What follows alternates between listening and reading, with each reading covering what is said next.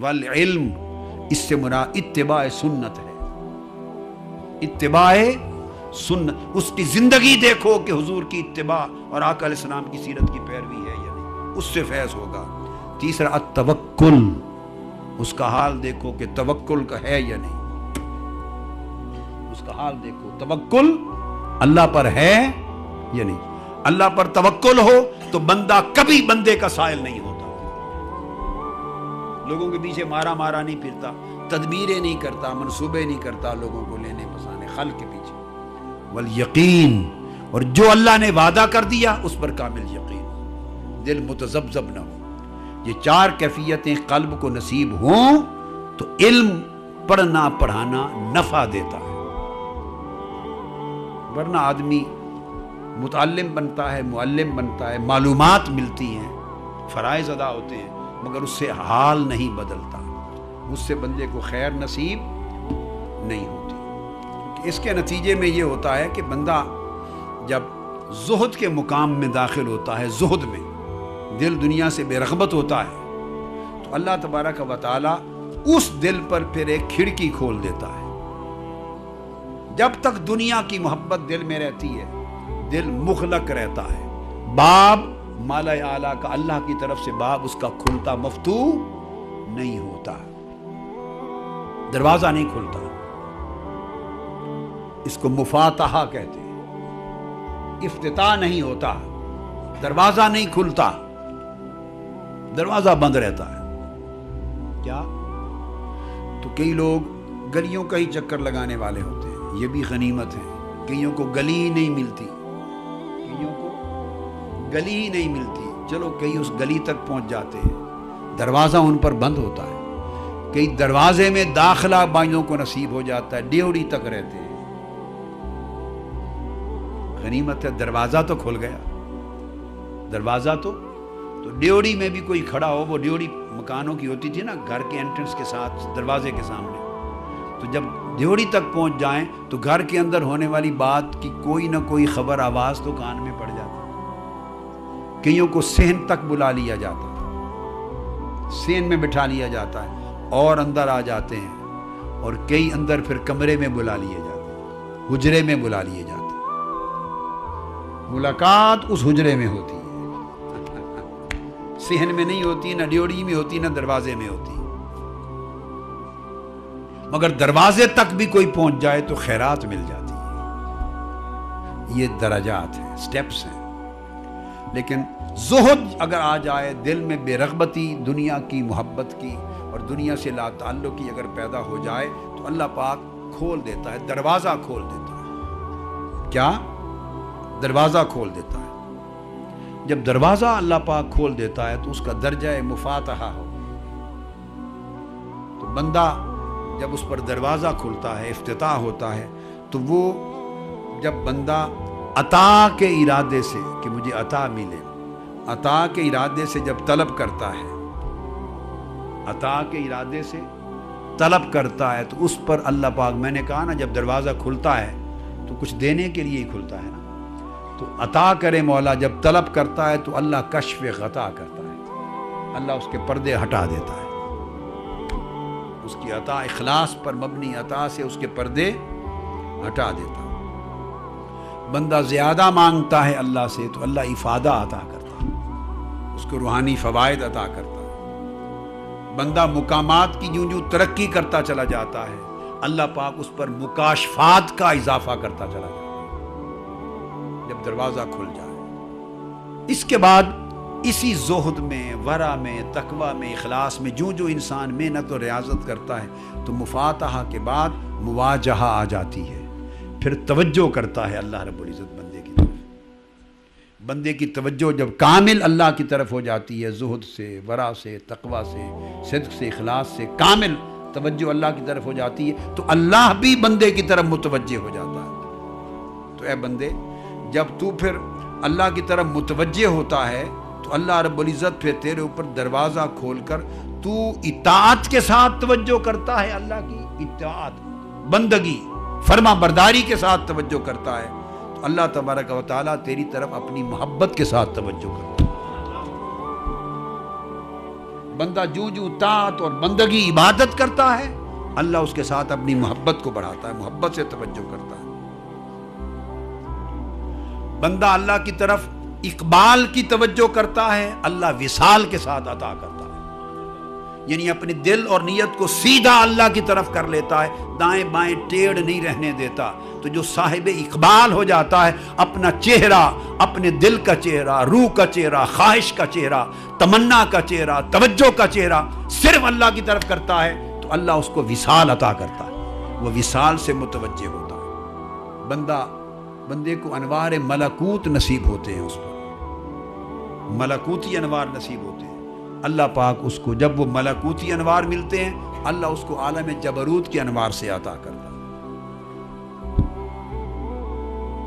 دروازہ کھلنے کے بعد جب توجہ نصیب ہوتی ہے، توجہ کے بعد پھر مجلس اور مجالسہ نصیب ہوتا ہے، پھر گھر والے اس کو بلا کے اپنے ساتھ بٹھا لیتے ہیں، اس کو مجلس کہتے ہیں، پاس بیٹھ جاتے ہیں۔ جب اللہ پاک بھی ایسے ہی کرتے ہیں، جب مجالسہ نصیب ہوتا ہے تو فرق یہ ہے کہ بندہ جلوس کرتا ہے اللہ کی بارگاہ میں، مجلس کرتا ہے ادب سے، مجلس کرتا ہے ادب سے، اللہ ادب کے نتیجے میں عطا کرتا ہے اپنا قرب۔ جتنا ادب بندہ بڑھاتا چلا جاتا ہے، جتنا ادب اللہ اتنا قرب عطا کرتا چلا جاتا ہے۔ قرب الہی کا راز ادب ہے اور محبت الہی کا راز طاعت ہے، اتباع۔ قل ان کنتم تحبون اللہ فاتبعونی، اللہ کی محبت چاہتے ہو تو طاعت و اتباع کرو، اور اللہ کا قرب چاہتے ہو تو کثرت سے ادب کرو، لا تقدموا بین یدی اللہ ورسولہ۔ اور پھر بندہ اللہ کی بارگاہ میں ادب سے بڑھ کر پھر حیا کے ساتھ مجالست کرتا ہے۔ جب بندے کے دل و دماغ میں، کیف میں حیا اللہ کا بڑھ جاتا ہے تو جس کے اندر حیا کا اضافہ ہو جائے تو اس کا صلہ اللہ اجتباء سے دیتا ہے، اس کو چن کر اپنی بارگاہ کا برگزیدہ بنا دیتا ہے، اس کے تھوڑے عمل پر جزا زیادہ کر دیتا ہے، سویا بھی ہو تو اس کو مل پڑتا ہے، اس کی نیند بھی عبادت بنا دیتا ہے، صاحبان اجتباء میں شامل کر لیتا ہے۔ اور بندہ پھر اگر مجلس کرتا ہے اللہ کے ساتھ مراقبہ کے ساتھ، اپنے احوال کی نگرانی کرتے ہوئے اللہ کے ساتھ جلوس میں رہتا ہے تو اللہ اس کے صلے میں مشاہدہ عطا کر دیتا ہے۔ بندہ مجلس میں اللہ کا ذکر کرتا ہے، مجلس میں اللہ کا ذکر کرتا ہے، اس کے صلے میں اللہ ہر لمحہ بندے پر احسان اور لطف کرتا ہے، لطف و انعام کرتا ہے۔ اس طرح اس کے احسان اس کی عبادت پر، طاعت پر، ذکر پر، مناجات پر، ادب پر، حیا پر اللہ کی عطائیں بڑھتی چلی جاتی ہیں اور مقامات بڑھتے چلے جاتے ہیں، اس کے مقامات اس طرح بڑھتے چلے جاتے ہیں۔ اللہ تبارک و تعالیٰ اس کو پھر اعلیٰ مقامات سے نوازتا ہے۔ اس طرح اکابر اولیاء نے، اکابر صوفیاء نے، یعنی اللہ کے حضور جو اس طرح تعلق استوار کر کے جو مقام پائے اور جو کثرت کے ساتھ اللہ تعالیٰ کی بارگاہ سے جو انعامات انہوں نے حاصل کیے، اس زہد اور جو کے طریق پر، پھر اللہ کی جن عطاؤں کا میں نے ذکر کیا، ان کی زندگیوں میں ان عطاؤں کے اللہ نے دروازے کھول دیے۔ حضرت ابراہیم بن ادھم رضی اللہ تعالیٰ عنہ حضور علیہ الصلوۃ والسلام کے ولادت گاہ جو مولد شریف ہے مکہ معظمہ میں، اس گلی میں بیٹھے ایک کونے پر رو رہے ہیں ابراہیم بن ادھم رضی اللہ تعالیٰ۔ آپ کا ایک شاگرد وہاں پہنچا، وہ پوچھتا ہے کہ حضور رو کیوں رہے؟ فرمانے لگے بے آپ خاموش رہیں، خیر اور عافیت کی بات ہے، کوئی پریشانی کی بات نہیں۔ کیوں رو رہے ہیں؟ خیر و عافیت کی بات ہے، بار بار پوچھا، پھر اصرار کیا تو فرمایا بات کو چھپے ہی رہنے دو۔ شاگرد بھی عارف تھا، نہیں فرمائیے کیا ماجرا؟ تو اس کو فرمایا بیٹے بات یہ ہے، میں نے اپنے دل میں ایک ارادہ کیا تھا، ایک خاص میرے نفس نے چاہا، ایک خاص ڈش تھی گوشت کی، مجھے بڑی پسند تھی، میں نے ارادہ کر لیا کہ نفس کو روکنے کے لیے، یہ نفس کی ایک لذت نفس اس میں محسوس کرتا ہے، اللہ کے لیے میں اس کو نہیں کھانے دوں گا۔ میں نے ارادہ کر لیا اور اتنا عرصہ گزر گیا، کیا اتنا عرصہ گزر گیا، پھر میں نے نہیں کھائی، اللہ رب العزت کے لیے میں نے اس سے اجتناب رکھا، جب بھی پیش ہوئی میں نے اس سے کنارہ کشی کی نہیں چکھا. نفس اس میں لذت محسوس کرتا, ہمیشہ طلب کرتا رہا, میں نے نفس کو بھوکا رکھا. آج یہ ہوا کہ میں بیٹھا تھا تو ایک جوان میرے سامنے آیا, اسی گوشت کی شاندار ڈش بنی ہوئی, اس کے ساتھ ایک جوان خوبصورت اور تھا, دو تھے. ایک نے میرے سامنے پیش کی اور مجھے کہا ابراہیم بن ادھم یہ کھا لو. میں نے کہا نہیں, میں نے اللہ کے لیے جس شے کو چھوڑ دیا ہو پھر میں وہ نہیں کھاتا. اس نے کہا نہیں یہ کھا لو. اس نے جواب میں کہا پر جو چیز آپ نے اللہ کے لیے چھوڑ دی اچھا کیا نہیں کھاتا, پر جو اللہ کھلائے اس کو نہ نہیں کرتے وہ کھا لیتے. جب اللہ کھلائے تو اسے نہ نہیں کرتے, کھا لیتے ہیں. میں تھوڑا سا متحیر ہوا کہ یہ آدمی کون ہے. ابراہیم بن ادھم بیان کر رہے ہیں, امام ابن عماد الحنبلی نے اس کو روایت کیا کہ جو اللہ کھلائے تو پھر کھا لیتے. جب یہ بات ہو گئی اور میں نے اصرار کیا تو وہ پھر مجھے کہنے لگا کہ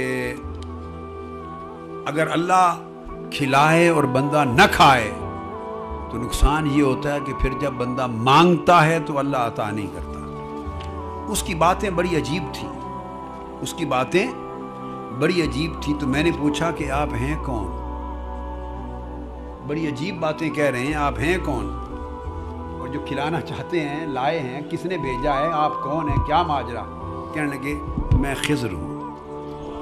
خضر علیہ السلام تھے اور مجھے میرے اللہ نے بھیجا ہے, میرے رب نے, اور فرمایا ہے کہ جاؤ خضر, میرے ابراہیم بن ادھم نے کافی عرصے سے میری خاطر یہ کھانا چھوڑ رکھا ہے. کافی عرصے سے اس کا نفس جس چیز میں لذت محسوس کرتا تھا یہ ڈش ہے, اس نے کھانا چھوڑ دی ہے میری خاطر. اب خضر جاؤ میری طرف سے لے جا کے اپنے ہاتھوں سے لقمے اس کو کھلا کے آؤ. جب میں نے یہ بات سنی تو اس نے مجھے ڈش کر دی, میں نے کھانا شروع کیا, کھانے لگا تو اس کے ساتھ ایک جوان تھا, کہنے لگا کہ اے خضر نہیں, حکم یوں ہی ہے, اپنے ہاتھ سے لقمے ڈالو کھلاؤ. مجھے وہ کھلا کے چلے گئے اور اس وقت سے میں اللہ کے لطف و کرم پر بیٹھا رو رہا. لطف و کرم پہ بیٹھا. وہ ولی اللہ ان کے شاگرد کہتے ہیں کہ اپنا ہاتھ مجھے دکھائیں. ہاتھ لے کے چوما اور اللہ کی طرف ہاتھ کر کے اپنے ہاتھ اٹھا لیے. عرض کیا باری تعالیٰ اس ہاتھ کے صدقے کچھ لطف و کرم کی خیرات ہمیں بھی عطا کر. تو مجھے جب بندہ جو کے طریق کو اپناتا ہے, نفس کو لذات سے محروم کرتا ہے اور زہد کے طریق کو اپناتا ہے, تو جب نعمتیں دنیا کی حلال جان کر حساب سے ڈرتے ہوئے رب کی رضا کے لیے ترک کر دیتا ہے, تو پھر اللہ رب العزت کا معاملہ اس بندے کے ساتھ اور ہو جاتا ہے. وہ اس کو ترقی کے مقامات اور قرب اور محبت کے مقامات پہ لے جاتا ہے.